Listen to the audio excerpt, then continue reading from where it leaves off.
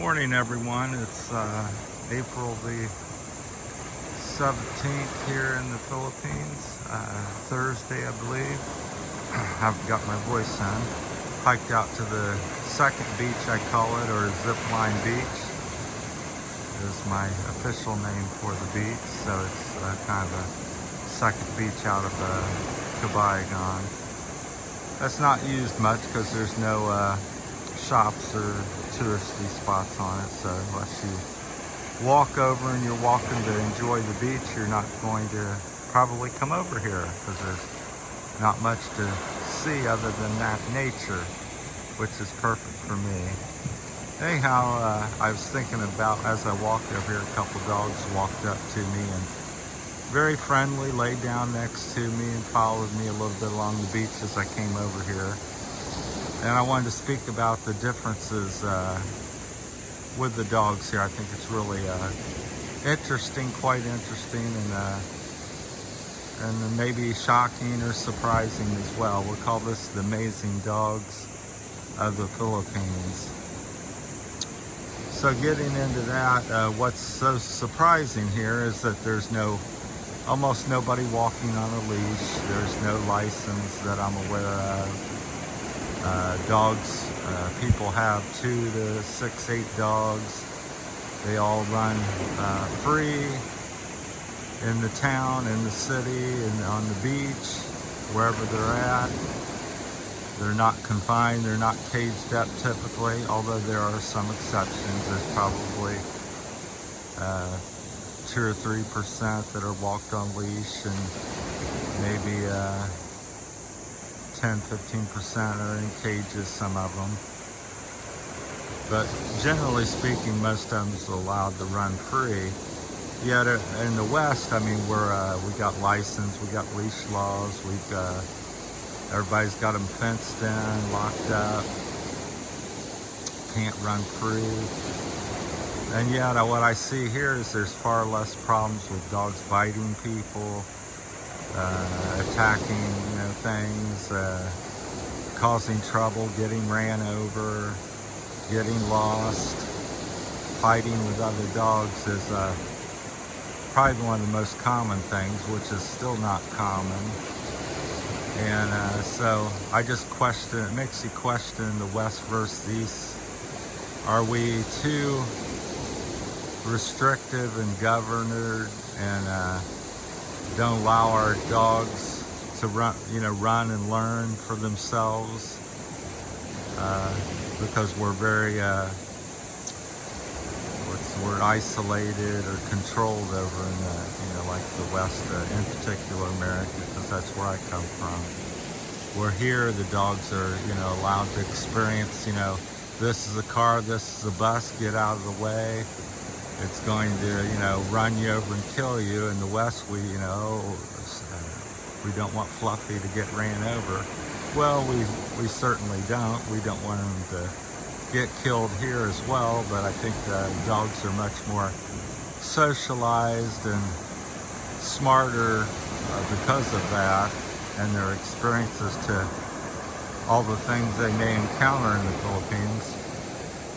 And I base that on 3 or 4 places I've stayed: San Fernando, Santo Tomas, Bragtagbiho, Iloilo, the city, and now here in Sabang, Port-au-Prince. And here I would say are the most social dogs, rarely bark at me. When I went to Santo Tomas and San Fernando, they out in the country, they're not used to seeing foreigners or hearing your voice, so they tend to be a little more protective or bark at you. And here I just walk down the beach. I can't, it's hard to say if I've had hardly any dogs, maybe a half a dozen dogs bark at me. So, but they're quite smart. The things I've seen here is over in Bragtagbiho. I was at a motorcycle shop, and he says, let's go to the shop on the other side of town. So it's very busy, trike to trike, bike, just no room on the road hardly. You might be able to go 20, 25 miles an hour maybe.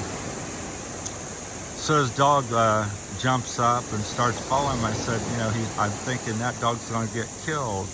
He's running down the middle of the street, weaving in and out of trikes and bikes and whatever's on the road, trucks, cars, there's all kinds of stuff. People walking, literally hundreds of vehicles and people. The dog runs all the way through town, no trouble, stays up with his owner. We're on the bike together, and gets to town and sits there and waits to run back like it's ho-hum, and he's part of the community and environment, and just has no issue at all, and nobody has an issue with him running down the main road in the city. And he gets there and gets back safely. He's been living and doing that for quite a few years. I'm not sure how old the dog is, but I would say 4 or 5 years old, probably. That if you would turn your dog loose in America and have it run down a city street, it'd either be chasing people, have probably 80-90% chance of getting ran over. What's the difference? They're both dogs. So I think it's socialization and allowing the dog to learn, and I think that carries over into people as well here. So I noticed that with the people. People are much more friendly. They see it's an everyday occurrence. They can sleep here and there, talk about anybody. They're very smart. Some of them aren't, maybe not so educated and maybe didn't go to college, although a lot do here. But they're, street smart, and they know nature. They know this leaf will kill you and this one will heal you, and where to get food and what to eat and what not to eat. It's quite interesting, refreshing to see something new and a different thought on things. So I wonder what your experiences are, what you think on that, because I think it's really a unique and amazing experience. So are we over educating our dogs and people in America, and over controlling them and not allowing them to think and fend for themselves? So they're becoming less healthy, less fit, less can do. So kind of keeping this towards the dog theme, but it carries over to people as well. So I really have my answer anymore is I think yes, we are. We're overly controlling our animals and trying to over control the life, and therefore we run into where we're afraid of things. And certainly any time a dog could become injured or killed or lost or stolen, or all these things are potentially possible. But no matter what you do, even in the West, dogs are licensed and tracking chips and all this and that, but they still get stolen, still get caught, killed, and still get lost. But here I would say it's far less of that, and we have almost none of that. No tracking, no license that I'm aware of. I'm sure it's available in some places potentially, but for the most part, most of these dogs are just wild, native dogs, pets, and there's a few breeds, but not too many. That's the minority. There's a National Guard, or not a National Guard, but maybe it's National Guard. He has a Malamute here. He's trained. They do bomb sniffing and drug sniffing dogs, so that was pretty cool. I made friends with him and hang out. So yeah, it's I think Thursday morning, the 17th of April. We're in Sabang, Palawan, Philippines. And that's the topic I wanted to discuss this morning. Let me know what you think. But it's just been a revelation, because coming from America in 60 some years that I lived there, I mean, dogs are always, mostly on leashes, Every dog's got its collar and its ID on it for the most part. And then the tracking chips came in, and a lot of dogs have them now.